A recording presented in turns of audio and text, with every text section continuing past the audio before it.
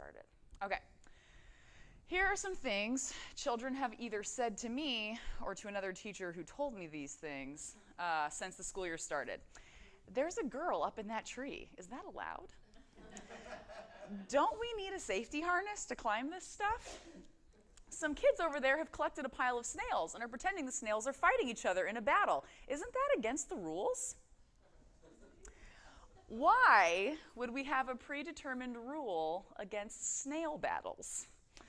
These questions that we were asked are very revealing. Students expect close regulation from all sides and are surprised by the way we allow students to play at the Saint Constantine School. Some are thrilled, and they immediately speed off to launch themselves into the tree fort. Others hover tentatively around the edges, watching other children play and waiting to see how the rest of us adults that are watching them are going to respond. Now that we're 2 months into the school year, the students are adjusting to the way we do things here, but today I want to give you parents the opportunity to hear from us about why we allow risky play on our playground, why we have motor movements, or children's PE classes, and why we have such a robust gardening program. I'm going to start with our philosophy of play. It is a truth universally accepted that children ought to play. But where should they play? How often? What sort of equipment ought we to provide? What games do we allow them to invent? How fast is too fast? How high is too high? How far is too far?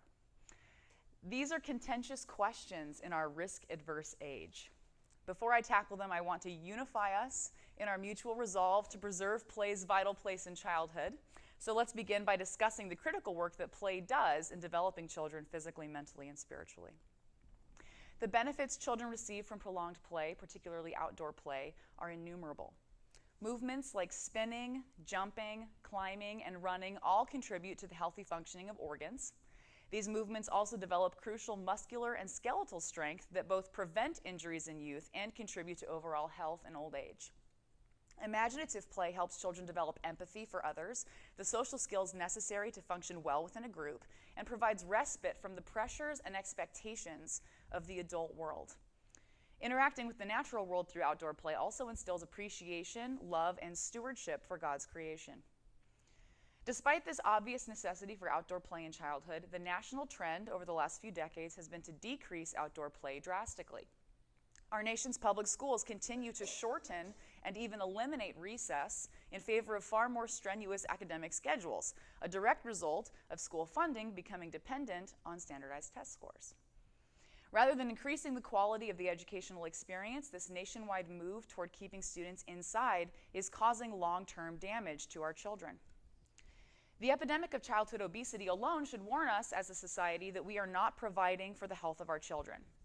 With an alarming growth of pediatric occupational therapy intervention for children of all ages, it is further clear that the opportunity for extended physical exertion through play, so crucial for childhood development, is no longer an assumed part of the average child's experience.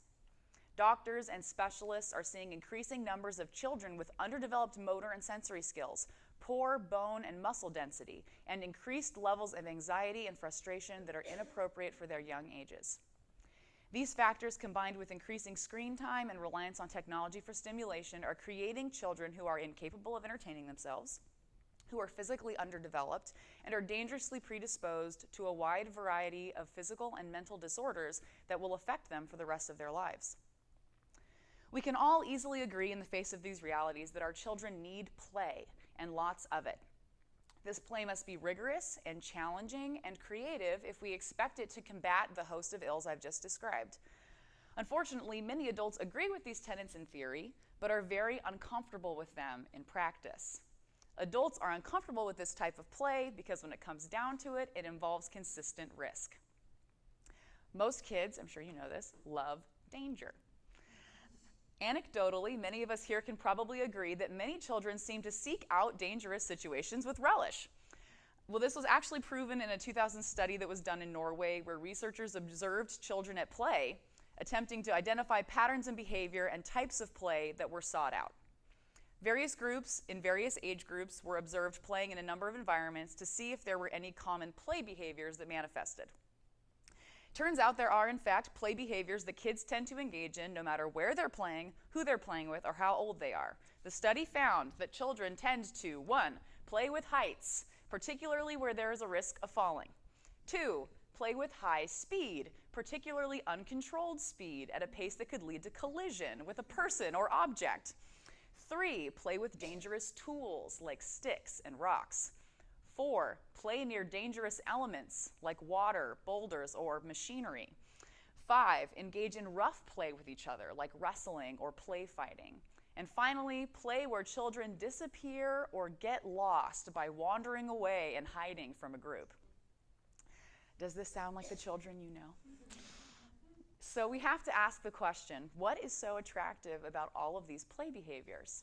It turns out they have something in common. They all involve risk. We all take risks in our daily lives because we understand that risks can have positive outcomes. Asking your boss for a raise is a risk. So is hitting snooze one more time in the morning, traveling to a foreign country, running a red light, proposing marriage to your girlfriend.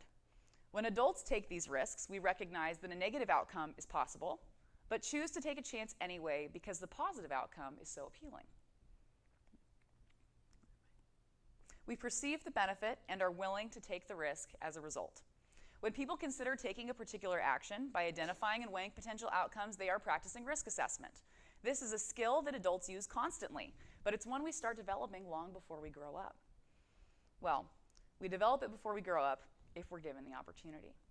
Adults are increasingly depriving children of this key part of development by taking the possibility of risk out of their play. When the stakes are low, taking risks has benefits that far outweigh potential consequences. That's why allowing risk assessment on the playground is such an important opportunity to give students the time and space they need to explore their abilities and limits. Some kids are fearless and need to take risks in order to learn through failure what they can and can't handle. Some kids are fearful and need to take risks in order to build confidence and discover they are stronger, faster, or more able than they thought. Practicing risk assessment is the healthy way for both types of children to learn, even though they have opposite attitudes toward play. Developing new skills like balancing on a beam, jumping from tree stump to tree stump, or climbing a rope ladder can take time and sometimes require failure. This might mean scrapes, bruises, and even sprained ligaments or broken bones. Nurse Stewart is very busy on our campus most of the time. But kids' bodies are very resilient, and this is how they learn what their bodies are capable of and how far they can reasonably push themselves.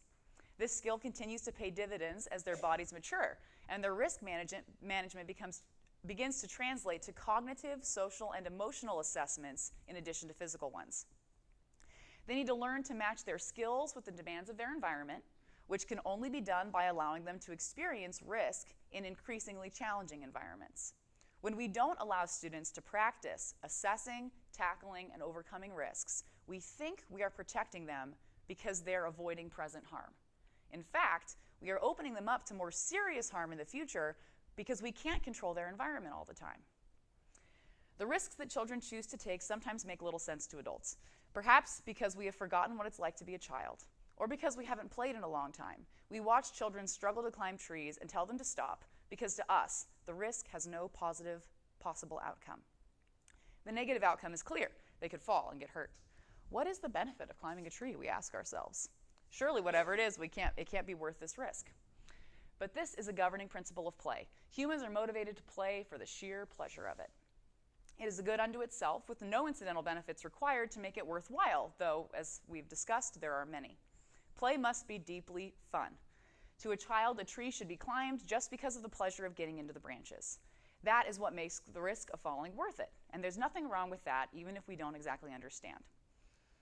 When we were deciding as a school how we intended to approach outdoor play, we tried to keep all of this in mind. We set out to create an environment where students could interact with the natural world, challenge themselves physically, and take risks that were appropriate for their age and ability. We wanted to create something that was harmonious with nature and that left play open-ended so that students wouldn't get bored easily. This is how we ended up with our natural playground. The natural playground movement seeks to provide alternatives to the brightly colored plastic playgrounds that have become popular in the last 20 years, in part because children are bored more quickly on equipment that has been designed with safety rather than engagement as the top priority. While the appearance of natural playgrounds is on the rise, we are proud to say that our school has the very first natural playground built in the city of Houston. Unique elements of a natural playground include naturalistic materials, wood, sand, rocks, an emphasis on varied terrain, and open-ended play features that allow children to use their imaginations freely. Our natural playground features grassy, muddy right now, hills shaded with trees, a large wooden tree fort with a climbing wall and a rope ladder, a wooden balance beam, a cave, an amphitheater with a gazebo, a large climbing wall, a hill fort, fondly called the nest by our students, a hill slide surrounded by climbing boulders that ends in sand play, and a few circles of tree stumps. It's less expensive to build and to maintain than traditional play equipment. It's more beautiful, it's more physically challenging, and most importantly, the students think it's more fun. However, new students are frequently incredulous when they step onto our playground. Compared to the play areas at most parks, churches, and schools, our playground is not intuitive if you've never been challenged to play creatively. 4 hills are only a playground if you understand all the ways you can play on them. And our constructed play elements can be intimidating if you're used to rubberized floors and rounded plastic edges. The tree fort sends students high in the air, and it's in a real tree, with bugs and splinters waiting for unsuspecting fingers. The cave contains no interactive toys to spin. It is merely a cool, dark place, shadowed by a very heavy rock, just the right size for a small huddle of cave dwellers. Now, before we go on, I want to be very clear about something. Risk is different than hazard. I rely on a host of play theorists and researchers for my definitions of these two distinct terms, but a risk is any situation in which there is an unknown outcome that could be beneficial or harmful. A hazard is a source of harm that can't be reasonably assessed or accounted for. I'll give you an example. I could sprain my ankle when I play soccer at school. This is a risk that is worth it to me because of the benefit of enjoying a soccer game. But if I fall during a soccer game and cut my hand on a piece of glass, I'm the victim of a hazard. The glass should not be there. There's no reason for me to expect it to be there. That's not a risk. Through careful planning, implementation, and maintenance, it is possible to provide children with a reasonably hazard-free play environment. And it is the responsibility of adults to do so. We have worked very hard to eliminate hazards on our natural playground at Saint Constantine. Our treehouse has a fall zone. Our slide is built into a hill, which makes falling off of it almost impossible. We have the equipment and trees inspected every year for structural integrity. By sticking to mostly natural materials, we avoid many of the dangers that largely plastic or metal play environments pose, including sharp edges and pinch points. Any of you ever gotten your finger stuck in a pinch point on a metal playground when you were a kid? Whew. We always have 1 adult supervising recess breaks for every 7 to 8 children, and our students have the run of about 3 acres, ensuring that they have plenty of space to play. I sort of took a stab at writing a mission statement for play at our school. I wanted to share that with you. At the Saint Constantine School, it is our mission to create the best possible play spaces, giving children scope to play in more challenging, more exciting, and more creative ways. This play will increase their capacity for virtuous, wise, and joyful living, and will bring them closer to God and to their fellow students. I'll read that again. At the Saint Constantine School, it is our mission to create the best possible play spaces, giving children scope to play in a more challenging, more exciting, and more creative ways. This play will increase their capacity for virtuous, wise, and joyful living, and will bring them closer to God and to their fellow students. You will notice the word safe does not appear in this mission statement. Now, the statement does say it's our mission to create the best possible space and opportunity for play, which we do in part by assuring safety in the ways that we've talked about. But safety, qua safety, is not part of our mission of learning through play. Safety is not a good in and of itself.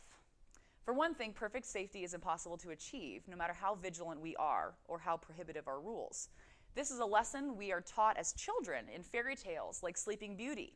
You think you destroyed every spinning wheel? Think again. Or in ancient Greek tragedies, where no human effort can stop the inevitable. Children will get hurt sometime, somewhere. It's unavoidably true. They fall, they stub toes and jab fingers, they get splinters, they get sand in their eye, and this all happens no matter how carefully we watch them or how safe we make their environment. I once played basketball with a girl. I'll never forget this. We were just running backwards, and she fell and broke both of her arms. Full, straight arm casts, just from falling from running backwards. So, anything can happen anywhere. I'm sure you all have stories like that about your own children. And so we let students take risks every single day at the Saint Constantine School. But how will we keep them safe? If we must take these risks, can we guarantee that no harm will come to any of them? We can't, and I'm so sorry that that's true. Our impulse to want to create a perfectly safe environment for our children in the face of uncertainty is a perfectly understandable one.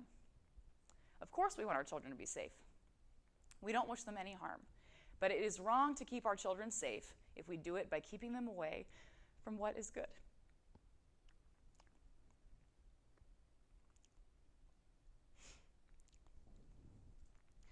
Whew, okay. I'm going to talk a little bit about our motor movements classes now, and then I think I have time to talk about, okay, we're doing great on time. I have time to talk about gardening too after that. Okay, so I'm going to move on to motor movements. How many of you have a student that's in a motor movements class? Okay, I figured, yeah. The only ones that I'm not teaching this year are first and second grade, but I taught, if they were here last year, I taught them in that class last year. So I'm going to talk a little bit about those classes. They're a more recent addition to the Saint Constantine curriculum. Last year, I spoke with some of our parents and then some teachers as well, and found that while students were blossoming in many ways in the free play environment, they were still missing some skills that used to be commonplace, things like kicking a ball, jumping rope, developing strategic thinking during games, just because they weren't in a more structured, formalized environment where those things were taking place. We don't think that, I spent my whole life playing organized sports. I played basketball in college, so I'm very familiar with sort of the adult-governed world of sports. Many people choose to enroll their kids in sports. I think it's great. It's great for learning discipline and teamwork, but it's not play if you think about the way children behave when adults aren't telling them what to do. So the rules of the game are controlled by adults. Adults are telling them what they should and shouldn't be doing. Adults are supervising them. They know they're being watched very closely. So playing sports, I think, is very different than giving kids just time where they can play however they would like to themselves. So we're trying with the motor movements classes to create sort of a happy medium where an adult is facilitating gameplay and skill building so that it's sort of directed, but they're still able to enjoy themselves and don't necessarily feel like they are, like running wind sprints with a soccer team or something like that. We're not going to do that to them. Children may not have needed to be taught these skills in the past, but because most kids today don't spend much time playing outside, many are behind on some of the basic physical skills that are crucial for developing coordination and both fine and gross motor skills. This class is designed to introduce young students to the fine and gross motor skills necessary to grow healthy, coordinated, and strong. But physical education is not just a matter of improving the physical body. We believe that the mind and soul are also trained when we train our bodies. And in motor movements, students are also challenged to be virtuous, kind, creative, and encouraging as they play games and sports with each other. I've actually found this is the harder thing than teaching a kid to jump on one foot. The lessons that they're learning, the social skills that they're learning, I think are actually the biggest challenge that they have to overcome in this class environment. In his book, The Disciplines of the Christian Life, and then, of course, in the famous movie, Chariots of Fire, the Olympian Eric Liddell famously wrote, "God made me fast, and when I run, I feel his pleasure."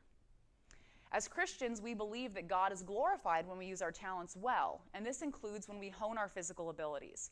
That's our goal for every student, no matter their natural gifts, when they step into motor movements. While learning new skills, keeping our bodies healthy, and enjoying competition and games is important, the real heart of motor movements is teaching students to love their neighbor and the Lord in everything they do, including physical activity. Last year's motor movements classes that were only held for grades pre-K through second were a success. Through classic childhood games, relay races, and some building blocks of basic sports skills, we were able to improve our students' physical abilities while also emphasizing good character formation through things like sportsmanship and self-control. The students learned to work together, to support each other, and to work as hard as they could, even when a new skill was difficult for them.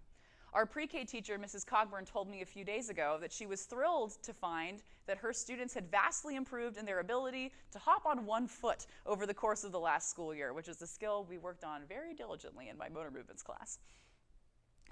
Finally, I'd like to talk about why we have dedicated so much of our land and many class periods to a school garden. A school garden is kind of a trendy thing these days. More and more institutions are introducing them. But the Saint Constantine garden is unique in many ways. For one thing, it is a very rare thing for gardening to be more than a club or a small side project for a few students on campuses. For another, many school gardens are kept very small and tidy, so they sort of come off as an ever-attractive showpiece that's sort of used when people come and visit the campus. This stands in stark contrast to the gardening experience at the Saint Constantine School. Gardening classes are a critical part of our classical curriculum, and lower school students of all ages spend a significant amount of time working in the garden every week, and they are working. With expert guidance from Mrs. Lewis, young children are pulling weeds, killing pests, planting seeds, watering seedlings, raking and harvesting, toiling in the garden in the unpredictable Houston weather. That hard work is beautiful, but it may not be tidy, especially if you allow it to be done almost entirely to the varying degrees of success by very small children. Our garden is a real garden the way the Velveteen Rabbit is a real rabbit. Its rows of plants are untidy because they were planted by tiny hands. The wildflowers, I don't know if you've seen it, the wildflowers are mixed in with the vegetables, and the raised beds are currently crowded with basil because children were put in charge of planting the seeds, and we don't know what they planted till it starts to grow out of the ground. In the winter, the garden is strewn with dead leaves and newspapers, which many would consider an eyesore.